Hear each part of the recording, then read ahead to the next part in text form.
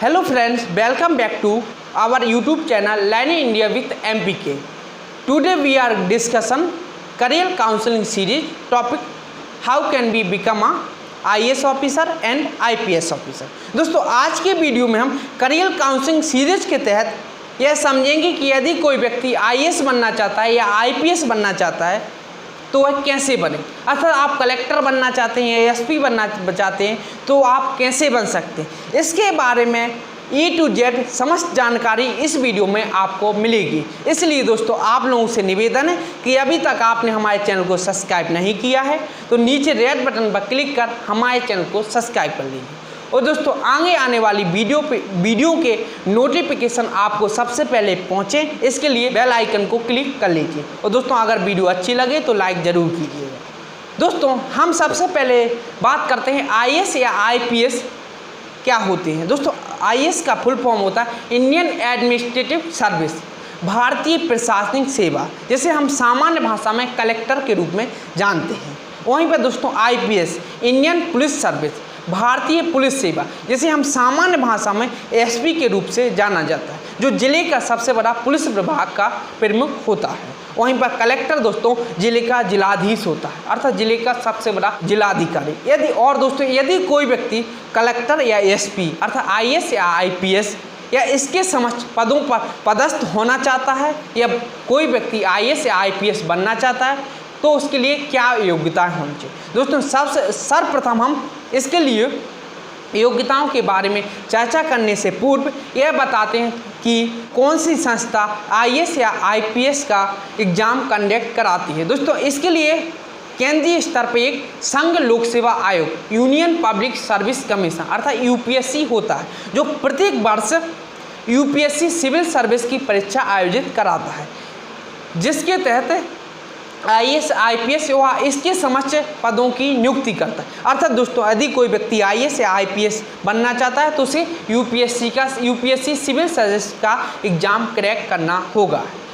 दोस्तों अब हम बात करते हैं IAS IPS बनने के लिए क्या योग्यता होती है। दोस्तों सर्वप्रथम आपकी न्यूनतम आयु 21 वर्ष होनी चाहिए और आपने किसी भी सब्जेक्ट से किसी भी स्ट्रीम से ग्रेजुएशन की हो तो आप कलेक्टर बनने के लिए योग्य हैं, या फिर कहें तो आप IAS IPS बनने के लिए योग्य हैं। दोस्तों अब हम बात करते हैं तो यदि कोई व्यक्ति IAS IPS बनना चाहता है तो उसके लिए क्या एग्ज़ाम पैटर्न होता है और इसकी क्या प्रोसेस होती है। दोस्तों UPSC द्वारा कंडक्ट कराया जाने वाला सिविल सर्विस अर्थात IAS या IPS बनाने वाले एग्ज़ाम के 3 प्रमुख चरण होते हैं। पहले चरण को प्री एग्ज़ाम के अर्थात प्रीलिम्स एग्ज़ाम के नाम से जाना जाता है, दूसरे चरण को मुख्य परीक्षा अर्थात मेंस एग्ज़ाम के नाम से जाना जाता है और तीसरे एग्ज़ाम इंटरव्यू के नाम से अर्थात साक्षात्कार के नाम से जाना जाता है। पहले नंबर पर दोस्तों प्रथम चरण अर्थात प्रीलिम्स में 2 पेपर होते हैं। पहला पेपर GS का होता है और दूसरा पेपर CSAT का होता है। दोस्तों जो CSAT अर्थात सिविल सर्विस एप्टीट्यूड टेस्ट है, इसमें आपको मात्र 40% अंक ही प्राप्त करने होते हैं। वहीं पर दोस्तों जो दूसरा पेपर GS का होता है, इसी के आधार पर मेरिट लिस्ट तैयार होती है। अर्थात यदि दोस्तों आप CSAT के पेपर में क्वालिफाई कर लेते हैं और GS के पेपर की मेरिट लिस्ट में आप आ जाते हैं तो आपको मुख्य परीक्षा देने के लिए मिलता है, अर्थात आप दूसरे चरण में पहुँच जाते हैं और आपको अब द्वितीय चरण अर्थात मुख्य परीक्षा में भेज दिया जाता है। दोस्तों मुख्य परीक्षा सबसे महत्वपूर्ण परीक्षा होती है सिविल सर्विस अर्थात IAS या IPS बनने के लिए। दोस्तों इसमें 9 एग्ज़ाम होते हैं, जिसमें प्रथम 2 एग्ज़ाम, पहला एग्ज़ाम कंपलसरी इंग्लिश का होता है और दूसरा एग्ज़ाम भारतीय संविधान की 8वीं अनुसूची में उल्लेखित 22 भाषाओं में से किसी एक भाषा को आप चुनकर उस एग्ज़ाम को देते हैं। अर्थात पहला एग्ज़ाम इंग्लिश का होता है, दूसरा एग्ज़ाम किसी एक भाषा का, और ये दोनों एग्ज़ाम क्वालिफाइड नेचर के होते हैं। दोनों एग्ज़ाम 300 मार्क के होते हैं। 3 घंटों का इन एग्ज़ाम को करने के लिए टाइम दिया जाता है और आपके अगर 300 में से 75 मार्क दोनों एग्ज़ाम में आ जाते हैं अर्थात 25% मार्क अगर आपको इंग्लिश और भाषा वाले एग्ज़ाम में आ जाते हैं तो आपको आगे मेंस की कॉपी होती है वो आपको चेक की जाएंगे। दोस्तों अब जो 2 एग्ज़ाम इसके अलावा 7 एग्ज़ाम और होते हैं UPSC अर्थात सिविल सर्विस मेंस के एग्ज़ाम में। प्रथम 4 एग्ज़ाम GS के होते हैं, जिसे हम GS first, GS second, GS third और GS 4th के नाम से जाना जाता है। जो दोस्तों GS 4th का एग्ज़ाम होता है उसे इथिक्स के एग्ज़ाम से इथिक्स के नाम से जाना जाता है। और ये चारों एग्ज़ाम 250 मार्क के होते हैं, अर्थात 250 अंकों के होते हैं। प्रत्येक एग्ज़ाम के लिए 3 घंटे का टाइम निर्धारित किया गया है।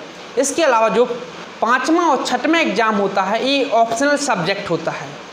दोस्तों एक ऑप्शनल सब्जेक्ट होता है जो 500 मार्क का होता है। इसके लिए 2 पेपर होते हैं जिसे हम 5वें और 6वें ऑप्शनल पेपर के नाम से जानते हैं। इस प्रकार दोस्तों 2 क्वालिफाई पेपर अर्थात एक इंग्लिश का, एक भाषा का पेपर, लैंग्वेज का पेपर होता है। वहीं पर 4 GS के पेपर होते हैं। 5वां और 6वां ऑप्शनल पेपर होता है जो 250 मार्क के होते हैं। वहीं पर दोस्तों अंतिम पेपर ऐसे का होता है। दोस्तों मेंस का जो अंतिम एग्जाम है ऐसे वो भी 250 मार्क का होता है। इस प्रकार दोस्तों जो प्रथम 2 ऑप्शनल पेपर हैं 300 मार्क के जो सिर्फ क्वालिफाई नेचर के होते हैं, और जो 7 पेपर हैं 4 GS के, 2 ऑप्शनल के और 1 ऐसे का। इस प्रकार टोटल जो मार्क होते हैं 1500 और 250, 1750 मार्क अर्थात 1750 मार्क का मेंस का एग्ज़ाम होता है। और यदि आप इस मेंस एग्ज़ाम को क्वालिफाई कर लेते हैं अर्थात आप 1750 में लगभग 900 के आसपास अंक प्राप्त कर लेते हैं तो आप मेंस के एग्ज़ाम को क्वालिफाई कर लेते हैं और इसके पश्चात आपको इंटरव्यू में भेज दिया जाता है। तो जो इंटरव्यू होता है वो 275 अंकों का होता है। और दोस्तों जो मेंस के 7 पेपर थे अर्थात 1750 अंक और इंटरव्यू के 275 अर्थात इन दोनों को मिलाकर 2025 अंकों में से 25 अंकों के आधार पर आपकी अंतिम मेरिट लिस्ट तैयार होती है। और दोस्तों अगर आप पिछले वर्षों के अध्ययन को देखें और आपके अगर 50% के आसपास मार्क प्राप्त कर लेते हैं अर्थात आप 1100 के आसपास मार्क प्राप्त कर लेते हैं तो आप UPSC के एग्ज़ाम में सिलेक्ट हो जाते हैं और आप IAS या IPS और या फिर इसके समक्ष पदों पर पदस्थ हो सकते हैं अर्थात IAS या IPS कलेक्टर या SP बन सकते हैं। इस प्रकार दोस्तों IAS या IPS बनने के लिए क्या योग्यता होती है और इसका एग्ज़ाम कौन सी संस्था कराती है, इसके एग्ज़ाम पैटर्न क्या होता है, इसके बारे में हमने विस्तार पूर्वक चर्चा की है। और दोस्तों अगर आपकी इच्छा है अगर IAS IPS बनना चाहते हैं तो आपको निश्चित ही UPSC की सिविल सर्विस की तैयारी करनी चाहिए बशर्ते आपकी उम्र 21 वर्ष और आपकी क्वालिफिकेशन ग्रेजुएशन होनी चाहिए।